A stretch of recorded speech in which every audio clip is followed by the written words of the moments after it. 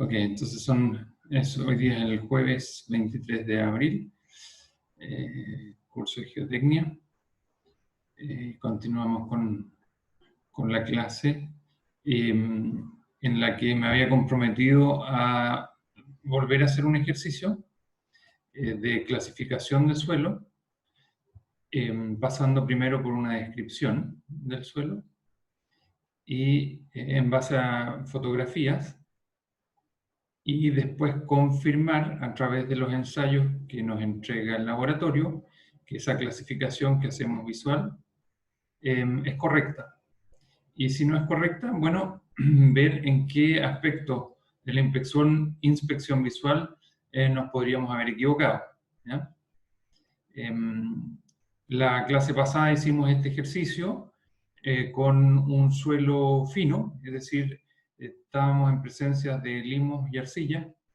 Y hoy día les quiero mostrar un ejemplo con un suelo de una granometría bastante distinta, es decir, suelos que contienen gravas, arenas y bolones, pero también algo de suelo fino.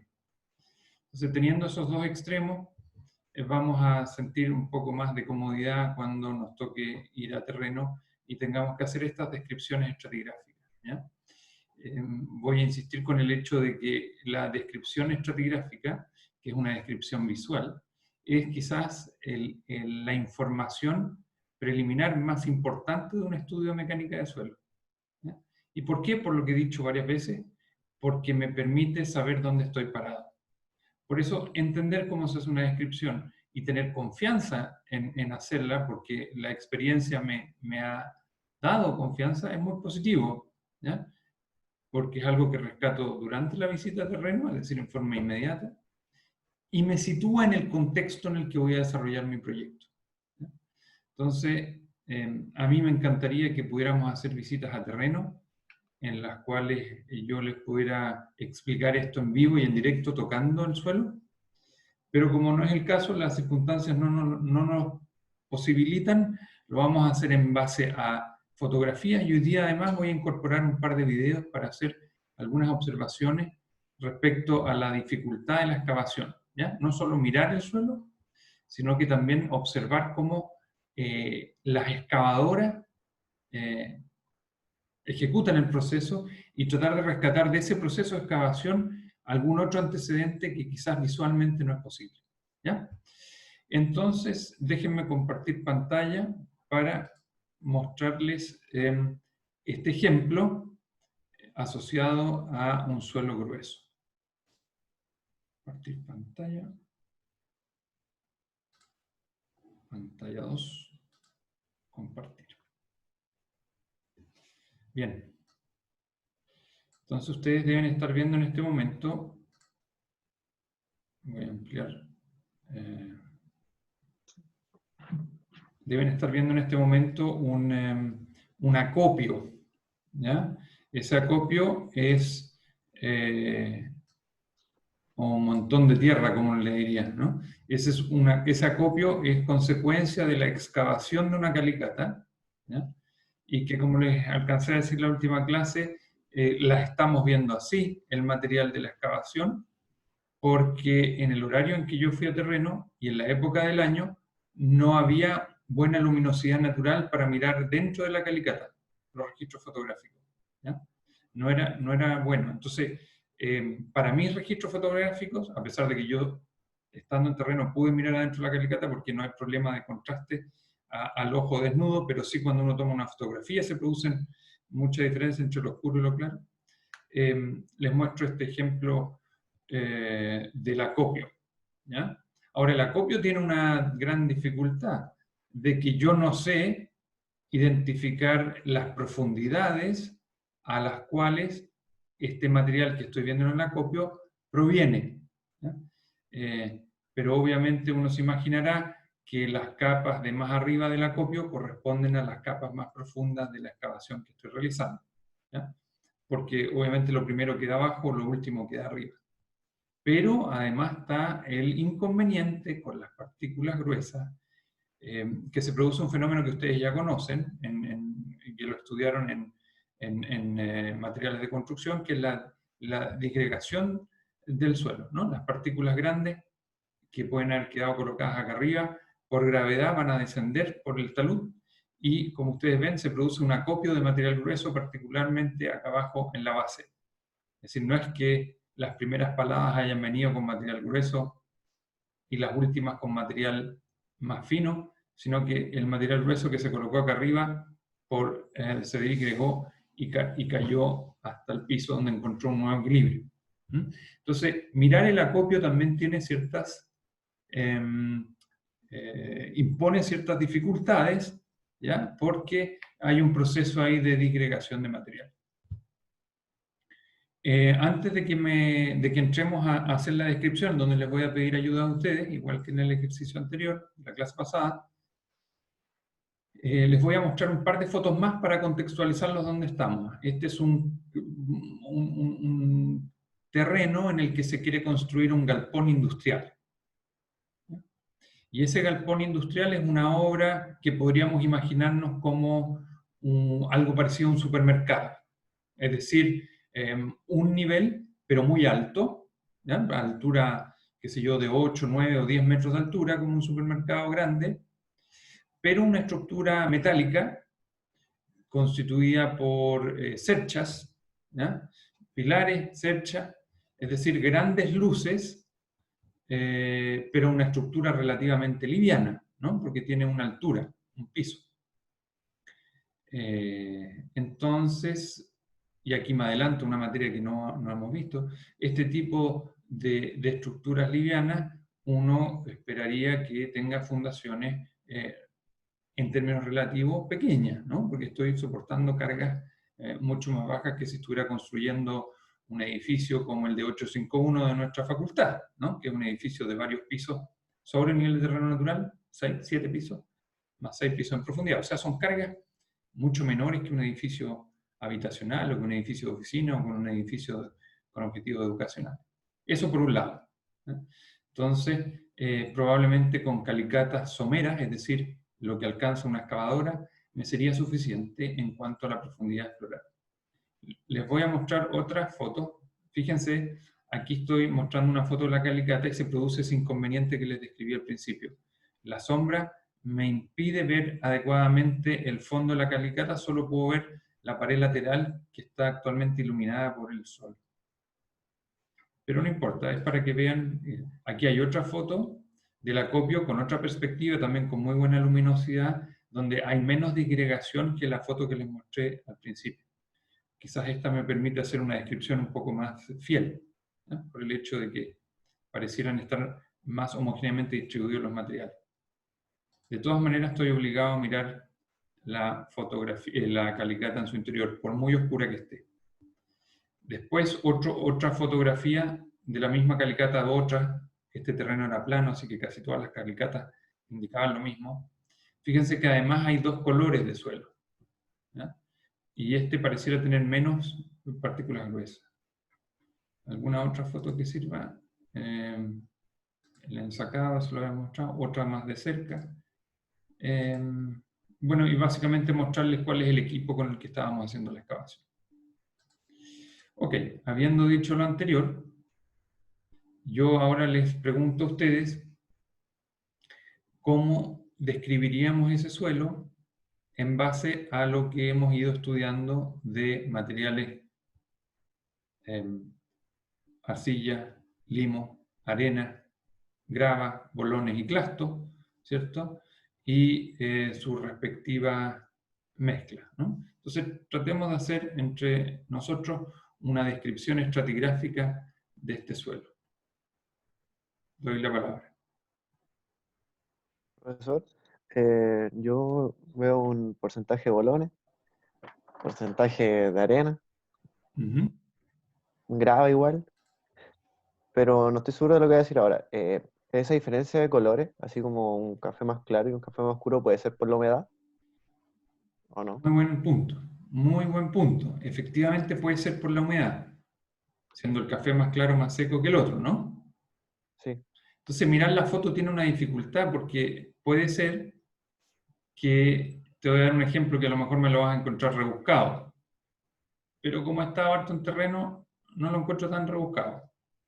¿Quiere decir como el contraste de luz puede ser también? Puede ¿O ser el no? contraste de luz, pero puede ser que esta primera parte, lo que tenemos más cerca de nosotros, que es el material más claro, haya sido excavado en un determinado momento, por ejemplo a las 11 de la mañana, y yo le dije al operador, deténgase aquí porque quiero hacer un ensayo.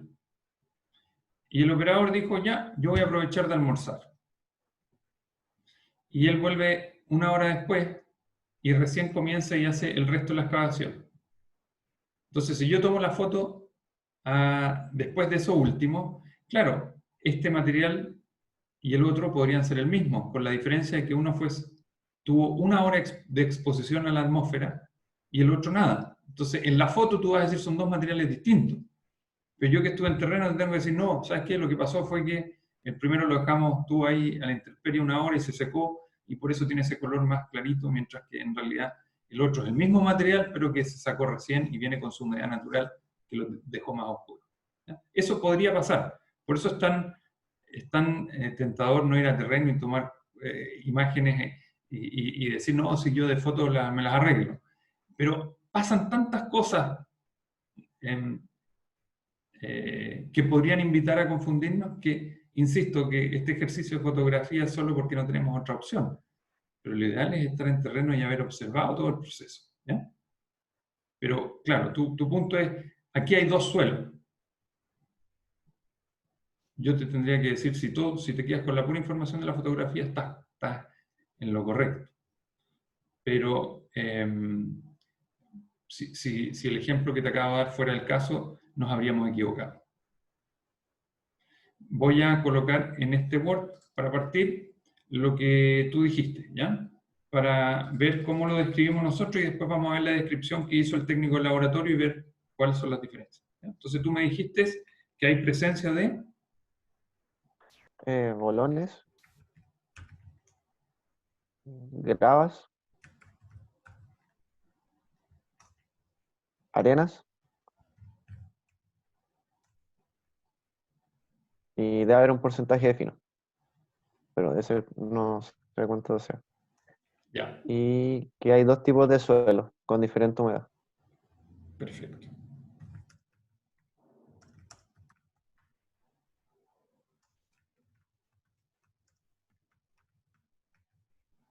¿De acuerdo? No, por ahora no digo si está bien o está mal, son observaciones. Eh, Quiero saber si alguien más ahí podría complementar algo.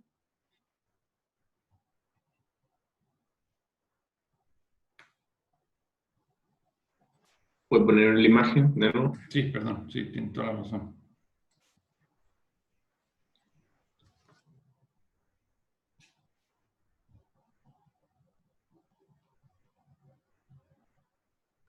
¿Se puede decir que está mal grabado?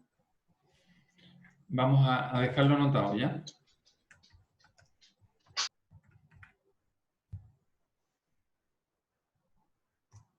Otra observación. Bien.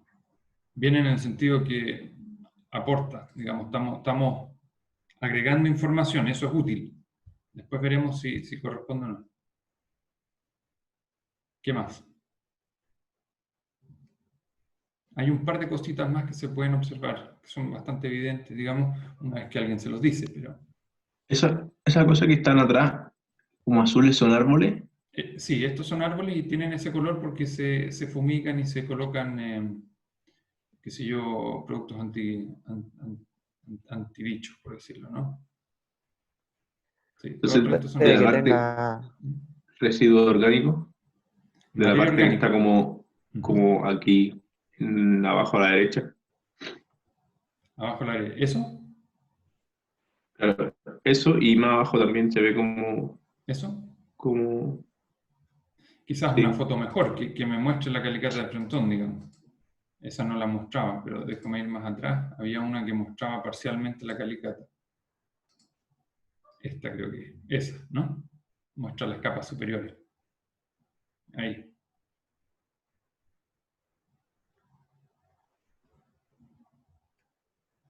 Yo creo que tienen como una capa pequeña en la superficie de materia orgánica, residuo orgánico. Ya, ese fue otro aporte, claro, otra característica.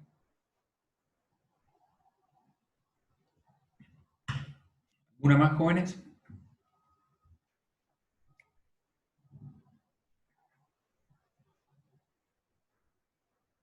Me gustó el hecho que miraras el entorno, más allá de la calicata.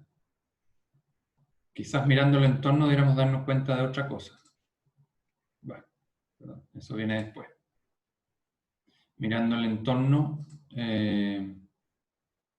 nos podría dar algún otro indicador.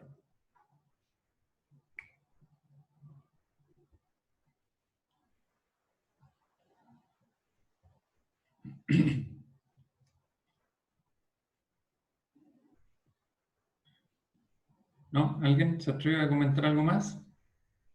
¿Puedo decir que está bien compactado o con una compactación alta? Por lo que veo en el entorno, digo.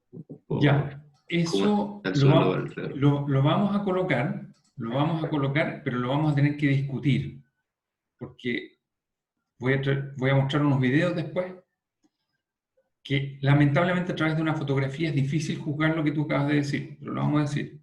Como estos son materiales más bien gruesos, vamos a poner denso.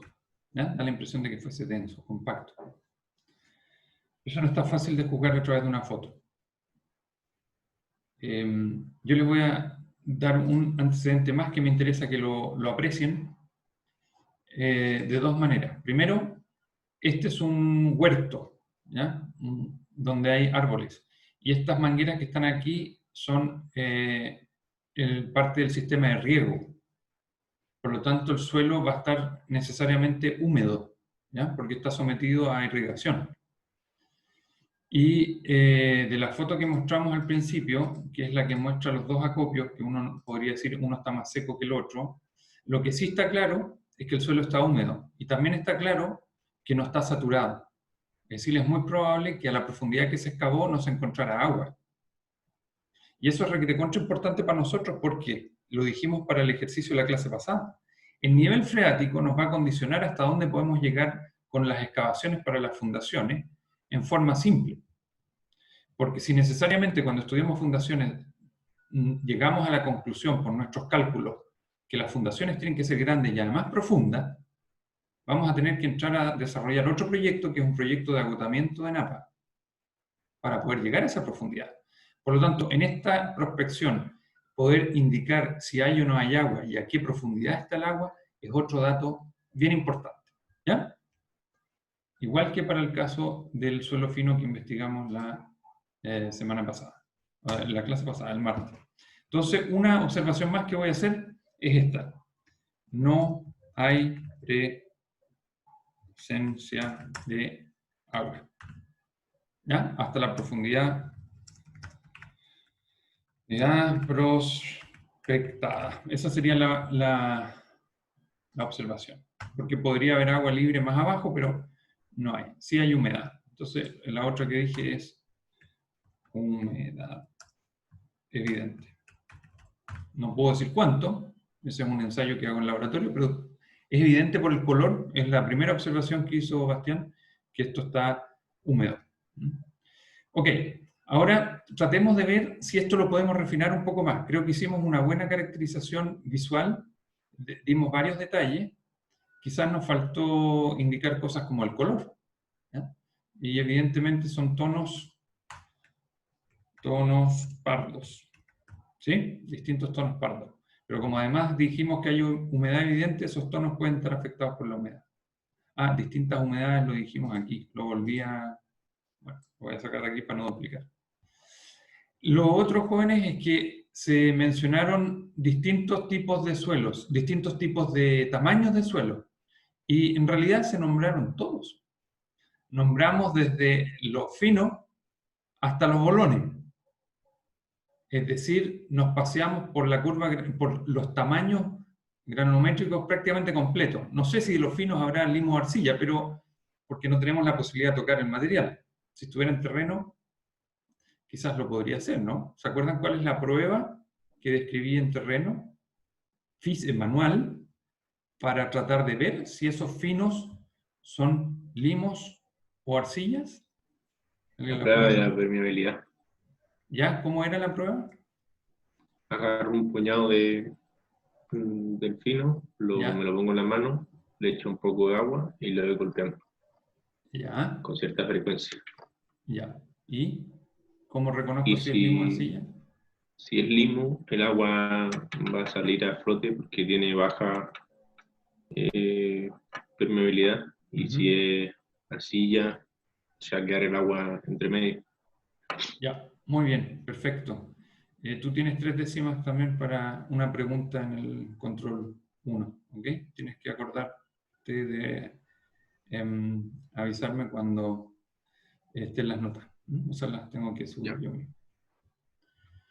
Bien, efectivamente, si pudiéramos estar en terreno y hacer el ejercicio que acaba de describir Alejandro, para eso tengo que andar con agua, ¿no? Uno siempre anda con una botellita de agua, entonces esa agua no se la tomen toda, dejen siempre una reserva para hacer alguna prueba ahí de terreno, y podríamos haber visto si este material fino es arcilla o limo, o quizás una mezcla de los dos, ahí es más difícil.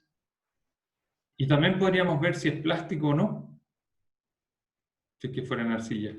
¿Alguien me podría describir cuál es el ejercicio o la prueba de campo que uno puede hacer para determinar si es plástico o no plástico?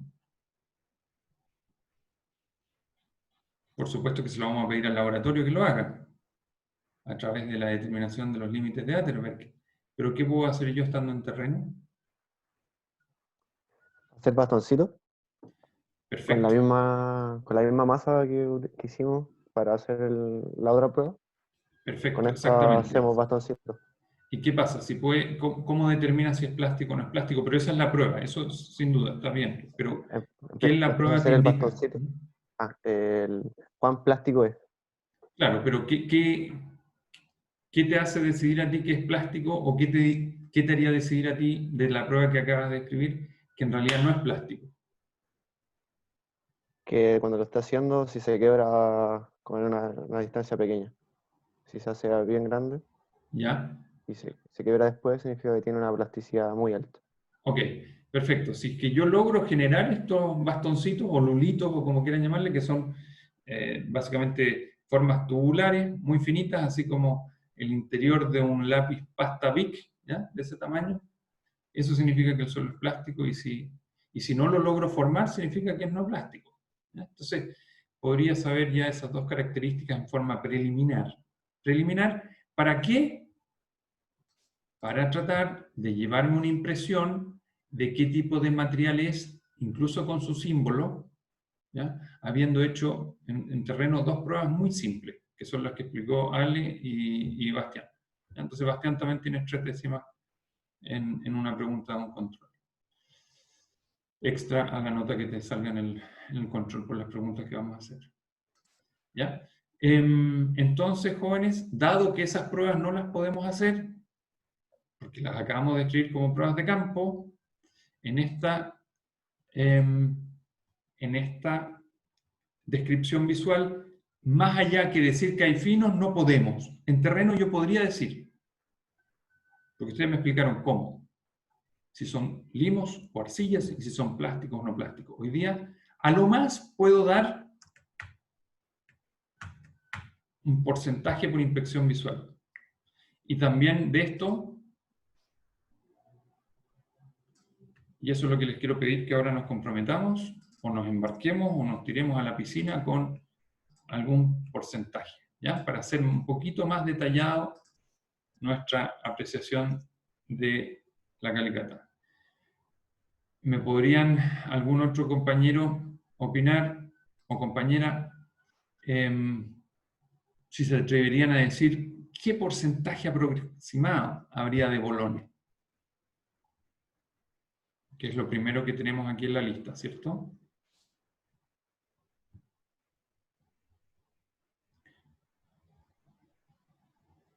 Y aquí es donde el ojo engaña. Por 2 cosas. Primero porque la segregación sacó a flote a los bolones. Y los está mostrando, yo diría que mucho. Y 2, que los porcentajes son en peso, no en volumen. Y el ojo ve volumen, no ve peso. Entonces esta tarea es difícil.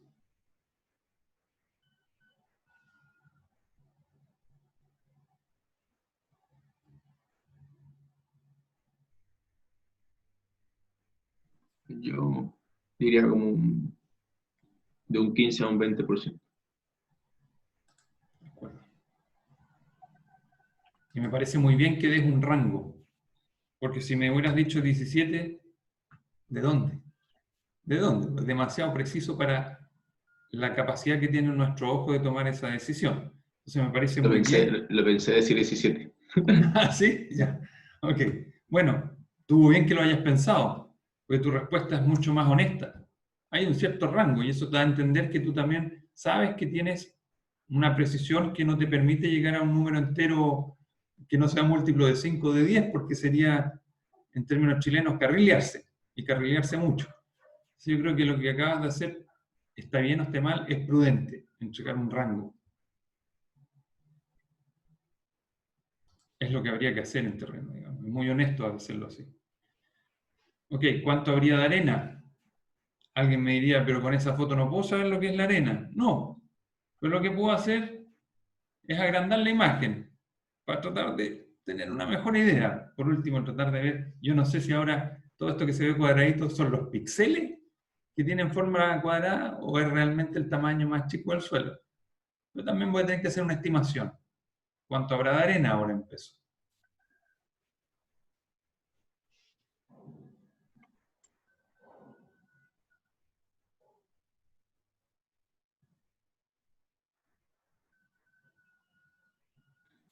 Yo A ver, iría como entre...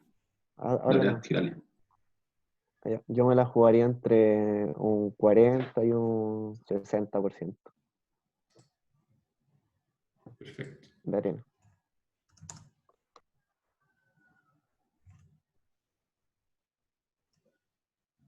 Muy bien. Ah, yo dije grava. Perdónenme, lo vamos a sacar de acá. Debiera haber preguntado por las gravas primero. Da lo mismo, lo vamos a hacer ahora. Si hay eso en arena, les quiero pedir, a ver si alguien más del curso se anima a estimar cuánto podría haber aquí de gravas, ¿no? Gravas serían más o menos tamaños así o menores. Como eso que estoy marcando con el mouse. Esto ya es un bolón, eso es bolón, bolón. Entonces, ¿cuánto habría de grava? Voy a alejar un poquito. Estamos caracterizando este suelo por ahora, ¿no? El de allá se ve un poco distinto, como menos bolón.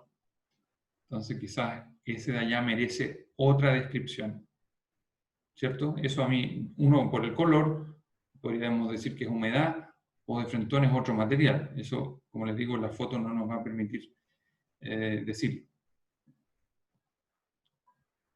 Pero ahora estamos describiendo este café pardo. Profesor, una consulta como paréntesis. Sí, Entonces, al final, como las muestras que debemos enviar al laboratorio son dos, o sea, una de como de la parte más clara del suelo y la otra de la parte más oscura, las o muestras se que envía vas a como una mandar mezcla. Sí, buena pregunta. Las muestras que vas a mandar al laboratorio pueden ser muchas. Lo importante es que tú las identifiques. Y en este saco hay una identificación muy simplista, muy simple, pero la tenemos que hacer porque en el laboratorio llegan 2 muestras más las de 20 proyectos más. Y si tú no le pusiste tu nombre, el número de la calicata, la profundidad donde la sacaste, ¿quién más va a saber en el laboratorio con 100 sacos de dónde viene esa muestra? Entonces es muy delicado y muy importante marcarlas adecuadamente. Nosotros lo hicimos así, es muy básico, pero generalmente uno coloca un papel adentro donde viene una descripción un poquito más detallada. Número, proyecto, el nombre del proyecto, quién lo encargó, decir mi nombre, qué calicata es, etc. Y créeme que ese papelito se pierde a veces porque si el suelo está muy húmedo, en el transporte se humedece y se pierde todo. Entonces uno lo mete dentro de un plástico además, ¿ya? Así como venía el plastiquito de los mineros, de los 33, ¿no? ¿Se acuerdan? Estaba dentro de un plastiquito justamente para que llegara arriba en buenas condiciones. Aquí también. Entonces, en teoría, y ahí sí respondo a tu pregunta, claro, debería sacar una muestra de acá y una muestra de acá porque son dos estratos distintos. Entonces, esta es la calicata 3, y ahí le pongo estrato 1, y el otro saco que está allá debería ser calicata 3, estrato 2.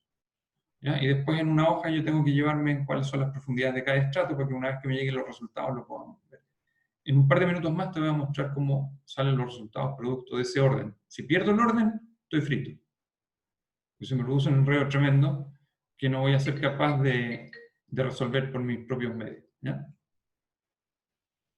Por último, jóvenes, por favor, el porcentaje de gravas. Me estaba faltando.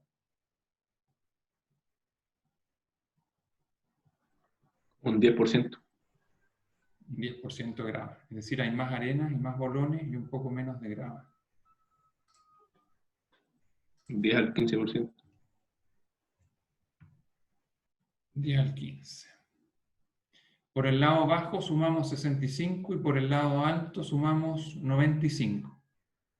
Eso ya nos pone un límite superior para lo fino, que es la otra fracción que está. No podemos decir que hay un 50% fino, que no calzarían los porcentajes.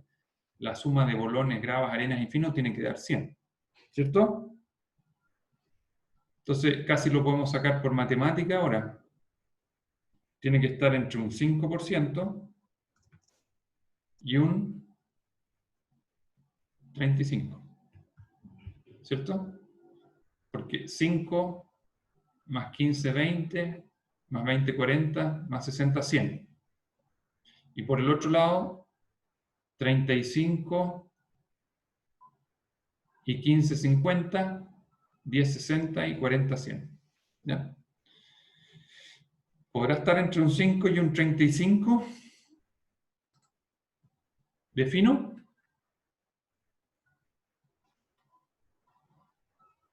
Es bastante amplio. Sí, es bastante amplio y me parece que 5 es poco. Y 35 me parece a mí personalmente un poco alto. Pero bueno, eso es lo que pudimos hacer. Habiendo estado allá, habiendo tocado, habiéndome manchado las manos, es distinto. Y uno puede hacer esto con un mayor nivel de precisión, pero eso no quita que se equivoque. Está bien, es solo, y no pretendo que uno llegue aquí a la perfección, es solo hacerse una imagen. Ahora, ¿por qué es delicado tener un porcentaje tan amplio de fino?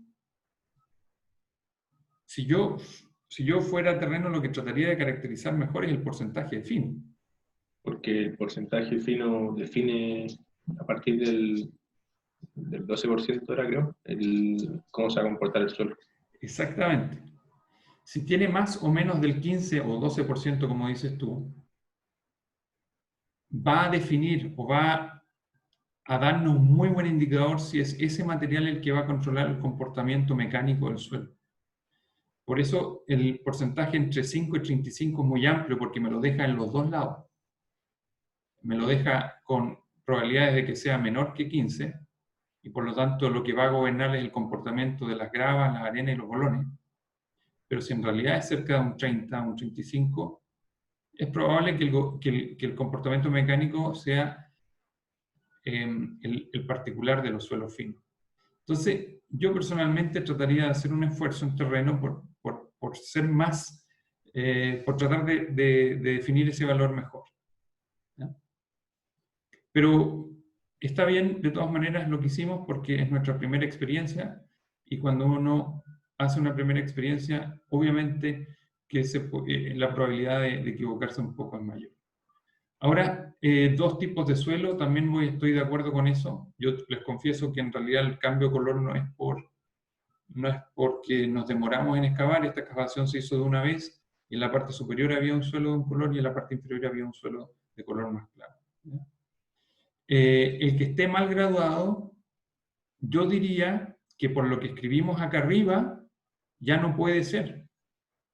Porque en realidad identificamos tamaños de partículas de muy distintos tamaños, desde los más grandes hasta los más chicos. Por lo tanto, si nos imaginamos una curva granulométrica, va a ser más bien acostada, porque va a partir en los finos, malla 200, y va a terminar en 3 pulgadas o más.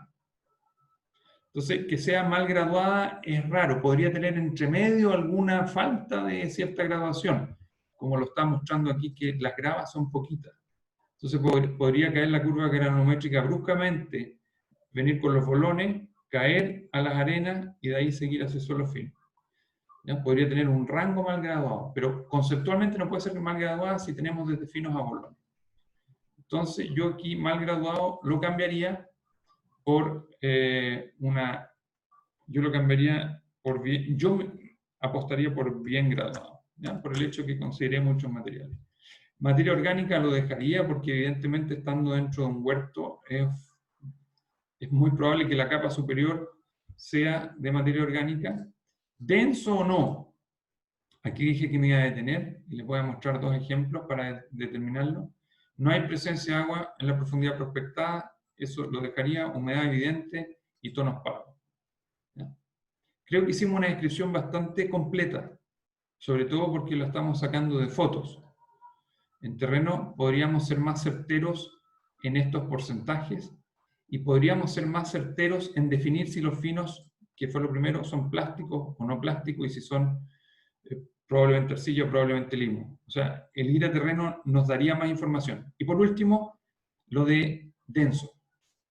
Lo voy a dejar ahí en amarillo y les quiero mostrar dos videos cortitos, partes de un video, donde les voy a mostrar lo importante que es ver cómo se excava o la dificultad que hay en excavar para poder emitir el juicio que creo que fue Alejandro de que le pareció que el material es denso. ¿Ya?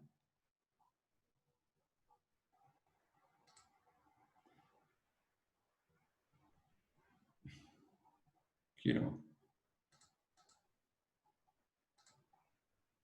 este primero.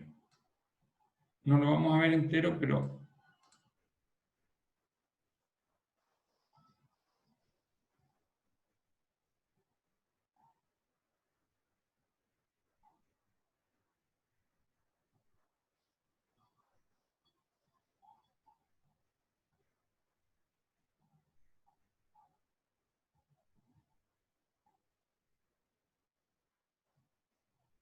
No, no sé si soy solo yo, pero se ve como con saltos. ¿se ve con saltos? Sí, Sí, yo a lo mí veo. también, pero es por el zoom. ¿Es por el qué? Ah, es por el zoom. Por el Ya. zoom. Miren, vamos a hacer lo siguiente. Voy a detenerla.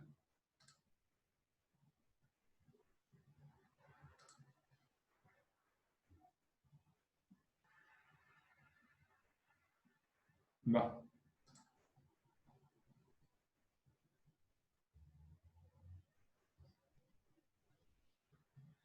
Voy a mandarles el vínculo por el chat, ¿no? Se supone que eso es una opción. ¿Dónde está el chat? Chatear. Y así lo pueden abrir ustedes.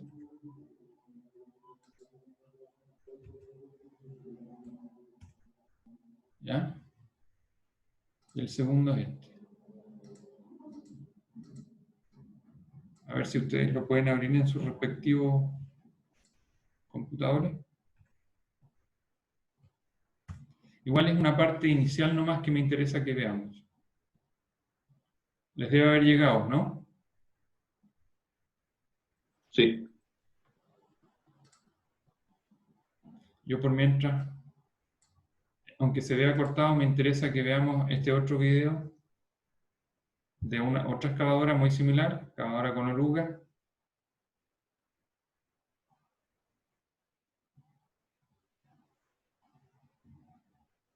que tuvo que acomodar tablones para bajar a excavar. Ahora vamos a ver cómo entierra el balde.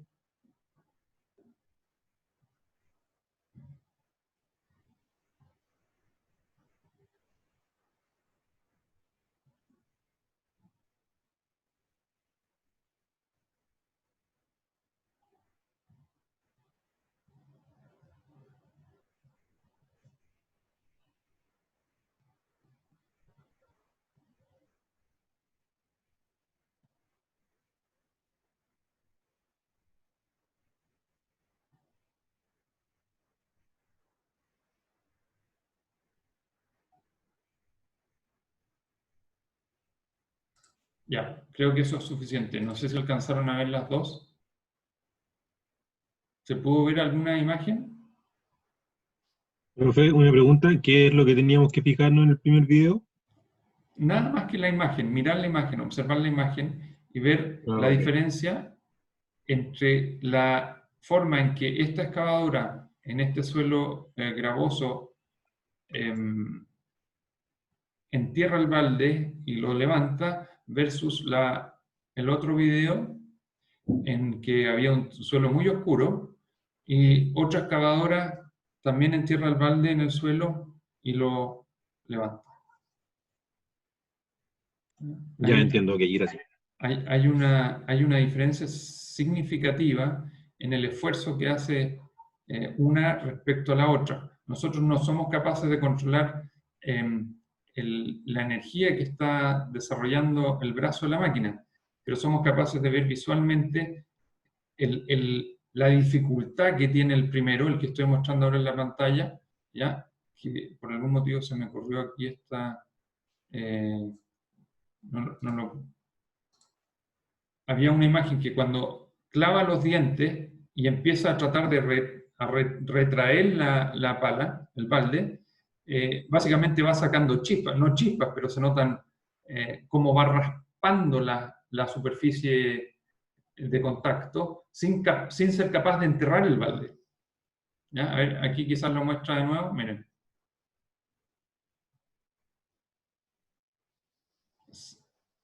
¿Se fijan cómo va levantando polvo? No sé si logran ver la imagen, pero como les mandé el vínculo, ustedes también la van a poder ver. Eso es mucho más dificultoso que el otro video donde vemos que el balde entra como cortando mantequilla.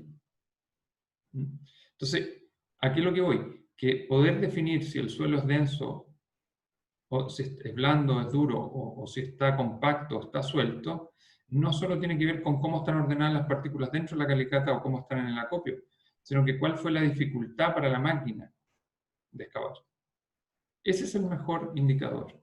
Incluso pedirle un segundo al maquinista, al operador de la máquina, que se detenga y ustedes le preguntan, ¿cómo va la excavación? ¿Este suelo está fácil de excavar o está difícil? Y ellos mismos te dicen, no, este suelo está muy blando o este suelo está duro, porque tienen mucha experiencia excavando, entonces ellos mismos rápidamente te dicen, no, no, aquí estoy entrando súper fácil o no, aquí esto está duro, no voy a llegar a los 4 metros que usted me pide. ¿Ya? Entonces esas son indicaciones para uno poder juzgar si el suelo está denso o suelto. ¿Ya? Eso es una ayuda, es una ayuda. Bueno, creo que hicimos un ejercicio amplio, le dimos bastante tiempo, pero ahora vamos a ver lo que nos dice el laboratorio, ¿ya? Y veamos qué es lo que se va a informar como oficial. Antes de mostrarles los resultados granulométricos, este es un ensayo oficial de laboratorio muy parecido al que les mostré la clase pasada, donde, como todos los reportes de ensayo, este es, claro, otro laboratorio, como dije, vienen primero listados los tipos de ensayos que se hicieron, es decir, contenido de humedad, determinación granulométrica, determinación de límite líquido, límite plástico, todo aquello ustedes lo conocen porque lo hemos estudiado, densidad de partículas sólidas, también lo conocen, y de aquí para abajo hay algunos que todavía no lo vemos, pero los vamos a empezar a ver esta clase o la próxima. El ensayo Proctor, determinación de densidad en terreno, y ensayo de permeabilidad. ¿Ya? Esto lo vamos a ver pronto. Desde aquí hacia arriba ustedes ya lo conocen. Y, Profe, una pregunta. sí, Cuando estábamos en la imagen y preguntaron por si llevo varias muestras y tal, me surgió la duda de que eso mismo, al primer ensayo, ¿hay alguna forma de llevarse una muestra del suelo de tal manera que conserve la humedad? Porque si me la llevo en un saco, puede que se seque igual. muy buen punto, pero muy buen punto. Y esas son justamente las decisiones que hay que tomar en terreno, o indicaciones que hay que tomar en terreno, por las cuales cuando uno no va, se queda preocupado de si se habrá hecho bien. Yo estoy ahora en un proyecto donde la humedad es muy, pero muy, muy, muy sensible, ¿ya? Y estamos hablando de humedades muy bajas, por lo tanto, si se pierde porque no se ensacó rápidamente, o no se puso en una bolsa suficientemente hermética, o porque quedó al sol incluso la bolsa, o porque pasó mucho tiempo entre que se tomó la muestra y llegó al laboratorio y se ensayó. Todo eso a mí me hace dudar después si la humedad que se reporta del ensayo de determinación de humedad es representativo o no. Entonces, ocupo tu pregunta para dar un argumento de lo importante que es estar en terreno cuando uno encarga un estudio de suelo. ¿Ya? Justamente para eso, para que después tú puedas confiar en los datos que te entregan. No porque alguien se equivocó, sino que porque se cometió básicamente un error o un olvido en un procedimiento. Y el que tú dices, por supuesto que es importante. Si yo estoy preocupado de la humedad, me interesa conocerla, no puedo llevar sacos a terreno que no sean impermeables. Tienen que ser sacos impermeables, porque si no la humedad se me va a ir por los orificios del saco. ¿Ok? Y por último, tú dices, chuta, no tengo sacos impermeables, tengo sacos más bien permeables, gruesos, ¿no? Tejido. Entonces, lo que tienes que hacer ahí es, bueno, si voy a hacer la prueba de humedad, saco una porción chiquitita y la meto en una bolsa impermeable. Y eso va directo a la humedad, al ensayo de humedad, y no a otra cosa. Y el resto puede ir en sacos permeables. ¿Ya? Lo mismo que vamos a ver en el curso de geomecánica, que hay ensayos que yo no puedo llevar las muestras así como de un acopio, porque están perturbadas, perdieron el ordenamiento de las partículas. Por lo tanto, hay ciertos ensayos que yo no puedo perder eso. O si lo pierdo, tengo que arreglármelas para reconstituirlo. Así que, y eso se llama el muestreo.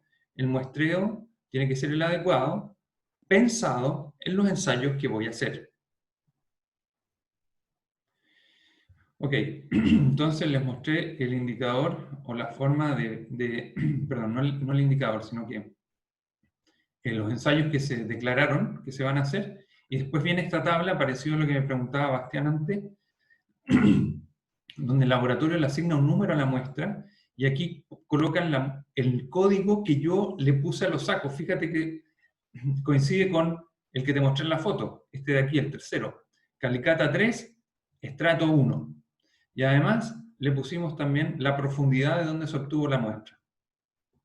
¿Ya? Entonces con eso después podemos tener información precisa, ¿ya? Dentro de la profundidad, de dónde se tomó esa muestra, y yo puedo entonces más adelante tener una visión global de si las humedades estaban a cierta profundidad, si las granometrías estaban a cierta profundidad. Puedo hacerme un esquema global, no solo por calicata.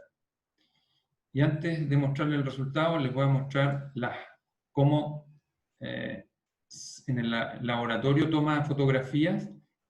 Acuérdense que yo les comenté que uno no baja las calicatas profundas, y para no bajar y ver sus profundidades, entonces ellos llevan una cinta graduada que nos permite ver hasta qué profundidad llegó la excavación. Y cuando digo este estrato de aquí hasta acá es un material y de aquí hasta acá abajo es otro material, esta guía, esta regla, que es básicamente una wincha que se desenrolla, me permite entonces decir entre 0 y 1,5, entre 1,5 y 3, y no hacia el ojo. Fíjense que todas las fotografías traen esta wincha, que es casi como la mira que ustedes conocen de topografía, porque viene dividido cada 10 centímetros, y es mi referencia en la foto para tratar de ver ciertas singularidades. ¿Ya? Incluso aquí el técnico del laboratorio, al ver esta cantidad de bolones, que son tamaños por encima de lo que vamos a poder determinar granométricamente en el laboratorio, porque son muy grandes, le sacó fotos con una wincha para dejar registrado más o menos cuál es el diámetro que ellos tienen. Superan los 20 centímetros, porque la marca de 20 centímetros está ahí. Aquí están los 10, aquí están los 20, entonces estos tienen bolones casi de 25 centímetros, es decir, 10 pulgadas. En el laboratorio podemos hacer granometrías de 3 pulgadas hacia abajo. Entonces está mostrando que hay sobre tamaño. Y aquí vienen las descripciones estratigráficas como las hizo el laboratorista. Veámosla. El mismo ejercicio que hicimos nosotros sobre el acopio, pero que hizo una persona que tiene más experiencia. Vamos a la calicata 3, ¿sí? Porque esa fue la que nosotros estuvimos mirando. Esta. ¿Ya? Entonces, aquí hay un perfil que se dibuja en función de lo que está acá. Veamos qué muestra el perfil. Arriba una grava con limo y arcilla. Nosotros dijimos que esto tenía harta o poca grava. poca grava. Así que parece que ahí nos equivocamos. El ojo nos engañó un poquito, porque si la descripción parte con grava, significa que el mayor contenido de gruesos es grava. Hay más grava que arena y más grava que bolones. Por lo tanto, esto significa que nosotros anduvimos mal en la descripción del porcentaje. Está bien, es nuestro primer ejercicio. No es un grave error equivocarse. Lo importante es tratar de ahora empezar a calibrar nuestro ojo. ¿Ya? Dice que grava, limo y arcilla. Estábamos bien con decir sí que hay suelo fino. ¿Y qué es limo y arcilla? Hubiese sido más difícil el ensayo que describió Alejandro, porque en realidad no sé qué hubiera pasado con el agua, porque al haber arcilla y limo quizás no salía tan fácil. Y la profunda es grava limosa. ¿Okay? Hay mucho parecido entonces entre los dos materiales. Y la definición, o sea, la descripción, como la haría un técnico, es grava, limo, arcillosa. El principal constituyente es grava, el segundo es limo y arcilla. Ustedes ya por lo que saben de este gráfico, de este árbol de descripción de porcentaje, ya me debieran de poder decir si el porcentaje de limo o arcilla es más o menos que 15, ¿cierto? ¿Se acuerdan por qué? Por la preposición, si hay un i, o si termina en un adjetivo, limosa, arcillosa.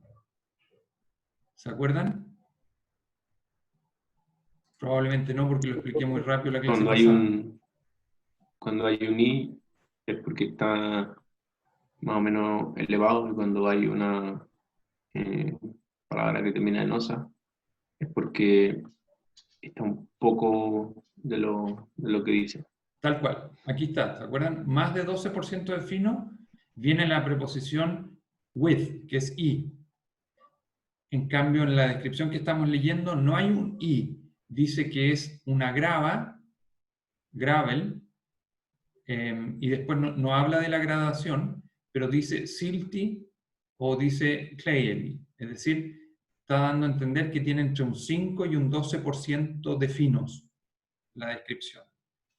¿Ya? Entonces, probablemente nosotros también no nos equivocamos tanto, pero en la estimación de los finos, yo ya estoy viendo que en realidad no va hacia el 35, sino que está más entre el 5 y el 15. ¿Ya? Eso es lo que estoy viendo al comparar nuestra descripción con la descripción de un laboratorista que tiene experiencia. Veamos qué más dice. Suelo color café oscuro, el superior, humedad media, compacidad firme. Ahí le dio la razón a Alejandro. Alejandro había dicho que esto es denso. ¿Ya? Pero como estamos en suelos gruesos, hablamos de compacidad. Perdón, él habla de compacidad aquí, no de... Bueno, pero está diciendo lo mismo. Firme es cuando uno habla de suelo fino. Aquí estoy un poco en desacuerdo con esta descripción, porque habla de compacidad, y si el mayor constituyente es suelo grueso, deberíamos hablar de compacidad, está bien, no de consistencia, pero de denso, no firme. Firme es para los suelos finos. Pero es un detalle nomás. Estructura homogénea, dilatancia lenta, eso es algo que no hemos hablado, resistencia seca alta, y se aprecia materia orgánica, también lo habíamos dicho. Este material es un suelo natural. Y para el de abajo, que es el color más pardo, es un suelo color café claro, coincidimos, humedad baja, el de arriba tenía humedad media, por eso quizás el color más oscuro arriba y más claro abajo, bien graduado, es decir, tiene una distribución amplia de tamaños, forma de partículas redondeadas, eso es algo que nosotros no dijimos, y que quizás es una característica importante, lo vamos a ver en geomecánica. ¿Por qué? De tamaño máximo 11 pulgadas y con compacidad alta. Ya, aquí sí estoy de acuerdo con eso. No se aprecia materia orgánica en las paredes, es material del suelo natural, y entregan un GW como G y GM, y arriba un GM, GC. La G corresponde a grava, y la M a limo y C arcilla, o sea, coincide con esa descripción. Y acá abajo, GW o GM, GW está asociado en la W a well graded, bien graduado, entonces consistente con la descripción de acá arriba, bien graduado, y GM la M viene de el limón, ¿ya? Entonces es una grava limosa. Está siendo consistente con la descripción. Es decir, sin conocer todavía los ensayos de laboratorio, fue capaz de definir, según esta clasificación, en qué grupo estamos. Aquí, GM, GC, es decir, por aquí. Se fue por aquí. ¿Ya? Ahora, y con esto vamos a terminar este ejercicio que fue bastante amplio y completo.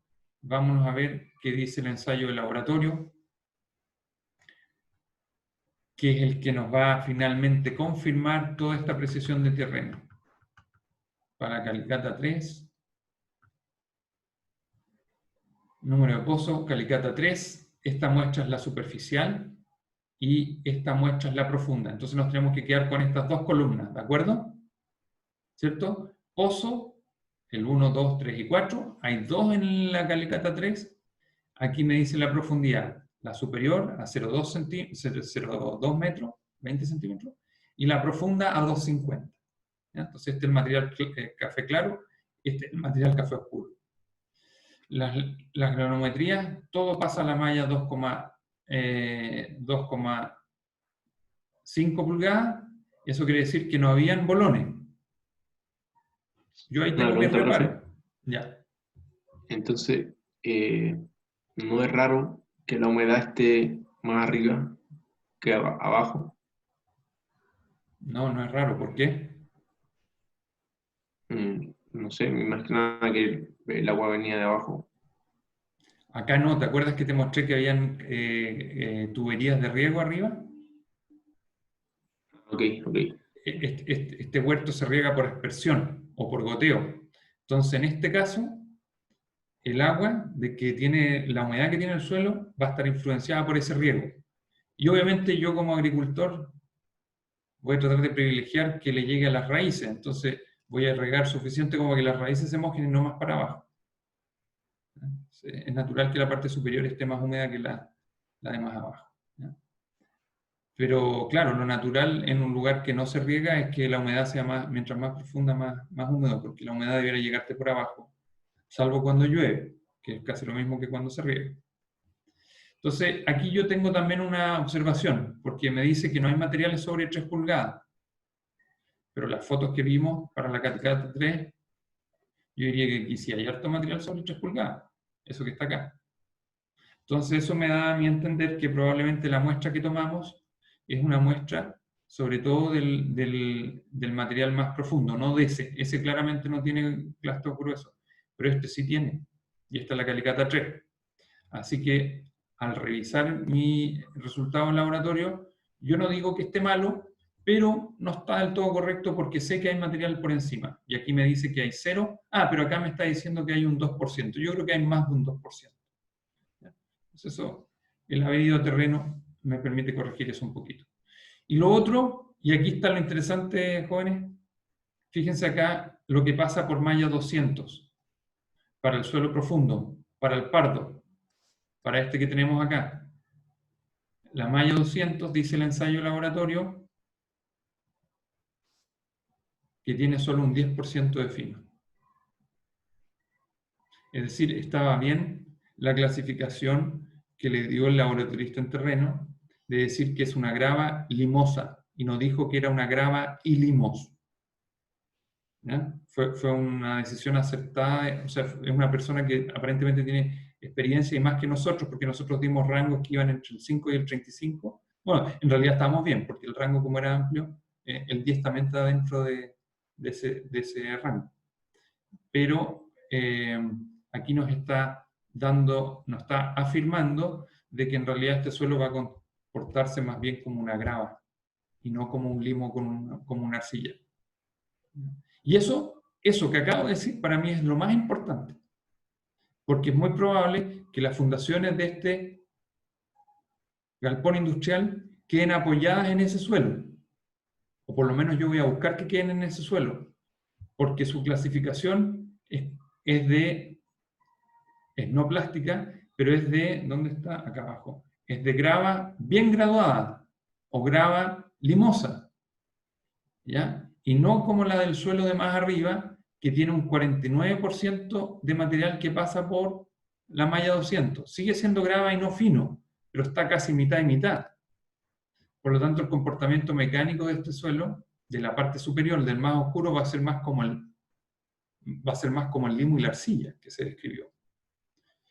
Y me debieran de preguntar, bueno, ¿y por qué no fundarlo en el limo y la arcilla? Y insistir con tratar de fundarlo en grava. ¿Cuál sería la respuesta?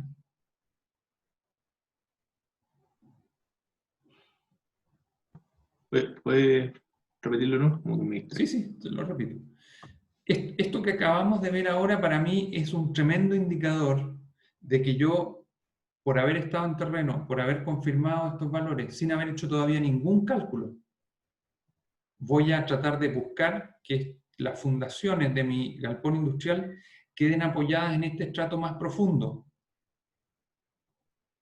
y no en el superior, habiendo antes explicado que el estrato más profundo tiene bajo contenido de fino, por lo tanto su comportamiento va a ser más como la grava, con el que se describe grava bien graduada o grava limosa, y no en el estrato superior que tiene un porcentaje más alto de fino. Yo voy a buscar eso. No he hecho cálculos de capacidad de soporte, bueno, eso no lo conocen todavía, pero no he hecho cálculos de dimensión de fundaciones, pero voy a tratar de que quede apoyado allá abajo. La pregunta es ¿por qué? Porque es un suelo de mejor calidad y puede, así en temas económicos, puede que construir en el suelo, en el estrato más superior, o sea, en el estrato superior, De acuerdo, puede pero que me genere más complicaciones. Y por- el suelo bien graduado, tienes razón, pero ¿por qué para esta obra, el galpón industrial, es mejor ese suelo superior? Ese suelo, el segundo estrato. ¿Por qué es mejor la grava?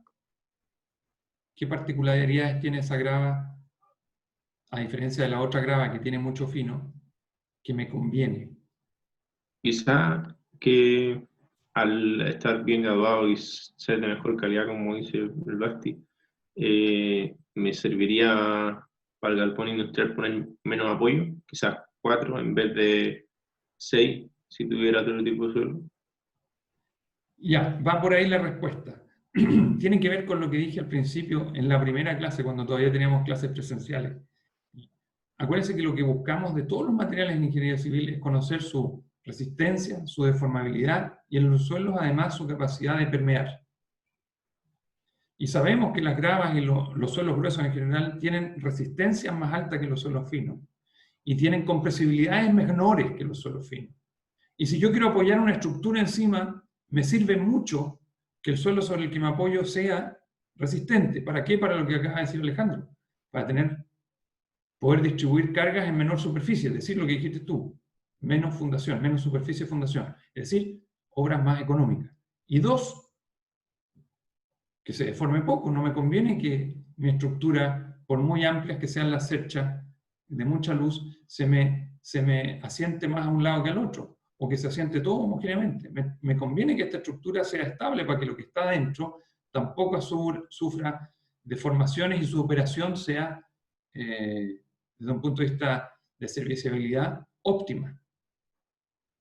Entonces, fíjense que con lo que ya hicimos, con haber ido a terreno, con haber hecho una descripción, con haber tenido estos ensayos, los más simples de todos, son los primeros que hemos visto en estas semanas de clase, ya tengo una idea de dónde va a quedar fundada mi obra, sin haber hecho aún ningún cálculo.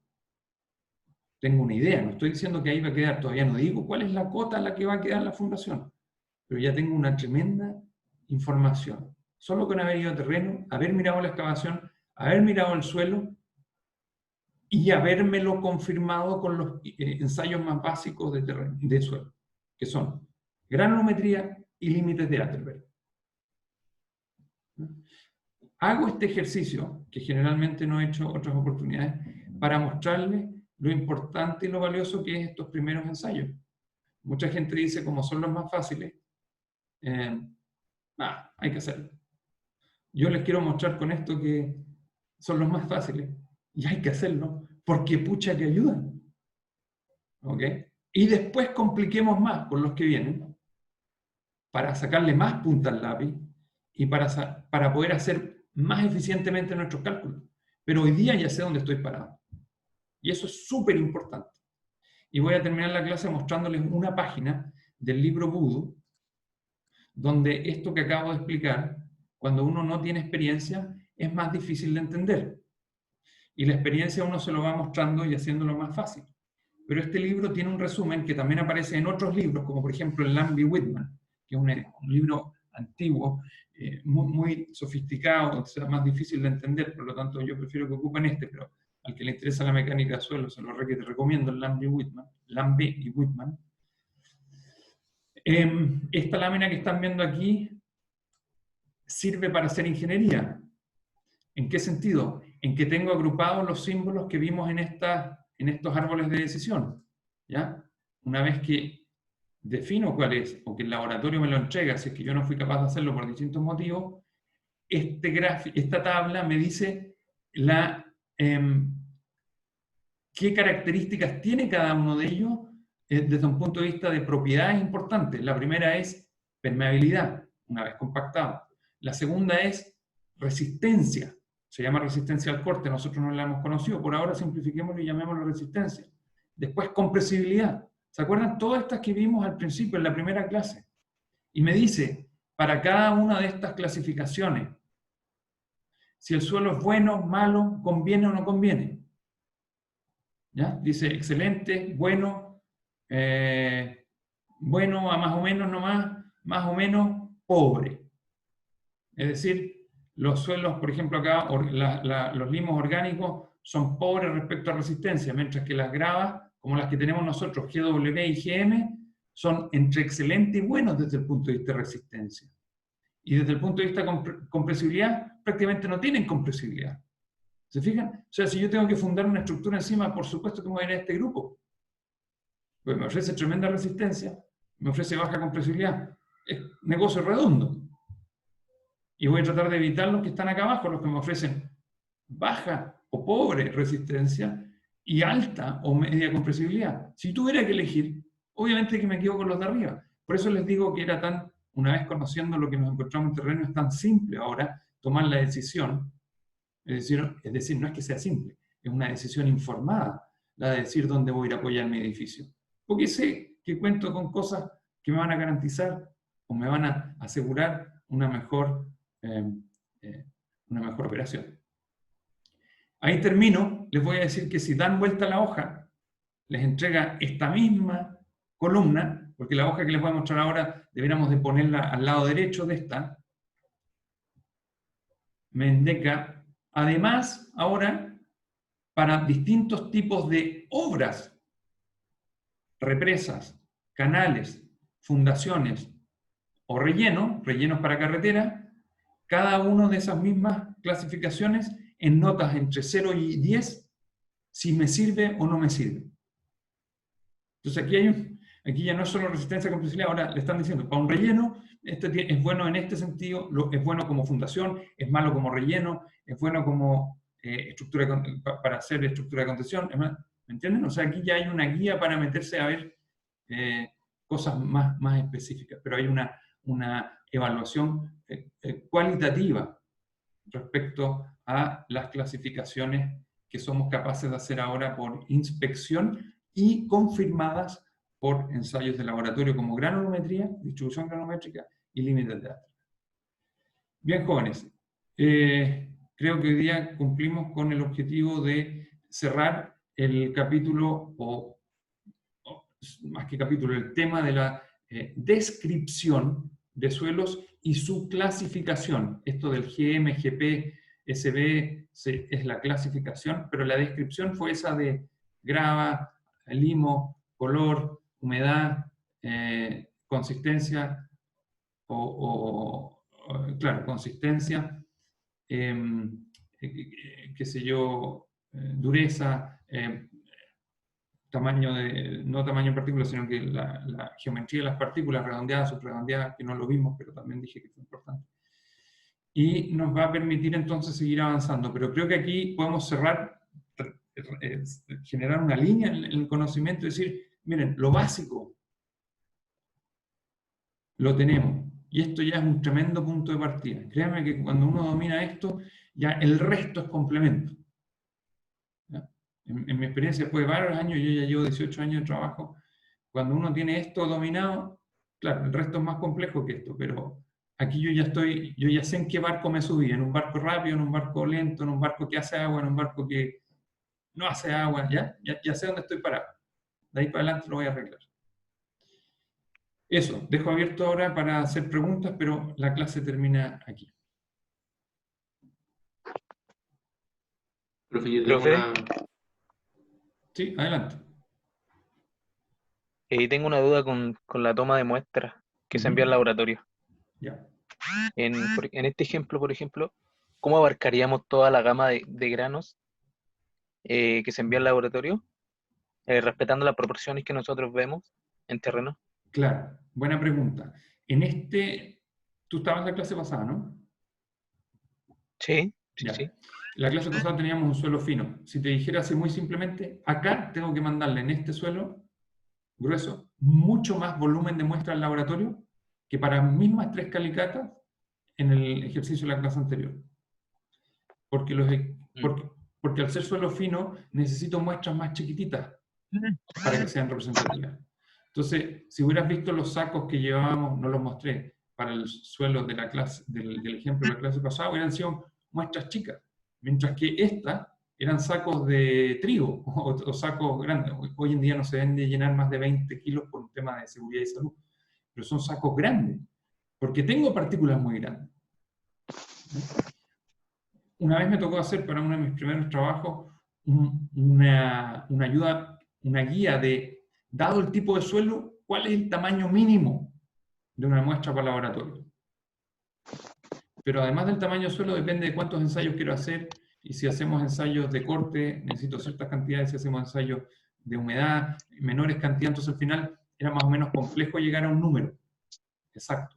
Pero te puedo decir que para las muestras son grandes. Yo llevaba por estrato más o menos 60 kilos. 60 kilos, o sea, 3 sacos para una muestra. Mientras que para la de la arcilla en Villarrica que mostré en la clase pasada, llevaba muestras quizás para un estrato 10 kilos, con suerte, o 5 kilos. ¿Ya? ¿Y eso está normalizado? Porque No. recuerdo haber escuchado en un video que vimos por laboratorio que de acuerdo al porcentaje de bolones uno elegía la muestra representativa. Eso sí, pero eso no es que esté normalizado, son como recomendaciones. Además que si, por ejemplo, te voy a dar un caso en el que no puede estar normalizado. Si yo hago ensayos triaxiales, no me pueden decir cuánto es la muestra porque dentro de los ensayos triaxiales hay muchos tamaños de probeta. ¿No? Son unos ensayos para determinar resistencia al suelo, resistencia al corte. Entonces, además tengo que saber si es la probeta chica, la probeta mediana, la probeta grande o la súper grande. Y para cada una voy a tener que tener entonces volúmenes o pesos de muestra distintos. ¿Ya? Y si además quiero hacer ensayo de consolidación, y si además quiero hacer esto, entonces al final la muestra va creciendo no solo por el tamaño de partículas, sino que por la cantidad de ensayos y por el número, o sea, por el tipo y por la cantidad de ensayos. Entonces, normado no creo que sea la palabra. Hay recomendaciones, eso sí. Ya, gracias. De nada. ¿Más preguntas? Yo quería preguntarle como que obviamente ya hemos visto todo esto un par de clases y todo, pero al menos a mí me cuesta todavía como ver unas siglas, aunque yo sepa que la G es de grava y eso, pero como que no me aprendo todavía ¿cómo se dice? La sigla. Como que eso me lo va a armar el tiempo y Pero por por ahora lo supuesto, tengo que ir viendo siempre. no, yo no pretendo que esto se lo aprendan de memoria por ningún motivo. Yo tampoco me lo sé de memoria. Yo creo que me lo sé porque lo he visto más para hacer clases que porque los he visto en mi propio trabajo. O sea, que yo no me la sepa de memoria quizás sería grave, pero más que nada yo creo que cuando ustedes las vean en un informe, sepan ir a buscar el lugar de donde está la descripción si no me la sé de memoria. Y que sepan qué significan las clasificaciones USCS, ¿ya? Y por qué son importantes. ¿Ya? Más que me las sé de memoria. Bueno, algunas son fáciles porque la G es grava, la S es arena, es del inglés. ¿Ya? Después más o menos, el aprenderse la memoria no es aprenderse la memoria, es como entender qué significa cada abreviación. Y ya está, digamos. ¿No? Pero saberse esta primera columna de memoria, no voy a preguntar así para los controles, no pierdan cuidado. A mí me interesa entender esto, la memorización no corre acá. ¿Ya? La práctica te va, en forma natural, llevar a la memorización, pero bueno, cuando sea. A mí me costó varios años. ¿Ya? No te compliques con eso, no voy a esperar que se lo aprendan de memoria. Sí entender. ¿Está bien? ¿Te respondí tu consulta? Ya. ¿Alguna otra pregunta? ¿No? Ok. La próxima clase vamos a comenzar con los ensayos de compactación, ¿ya? Para determinar densidades. Y hay 2 distintos. Les voy a ir dando los capítulos en el Voodoo y también vamos a ver la materia en la misma clase. ¿Ya? Que estén muy bien, nos vemos el próximo martes y la próxima semana sí debiera haber clase auxiliar el día miércoles. Chao, hasta luego, buen fin de semana. Hasta luego, profe. Chao, nos Chao, vemos. profe, Chao. cuídese. Chao, chao.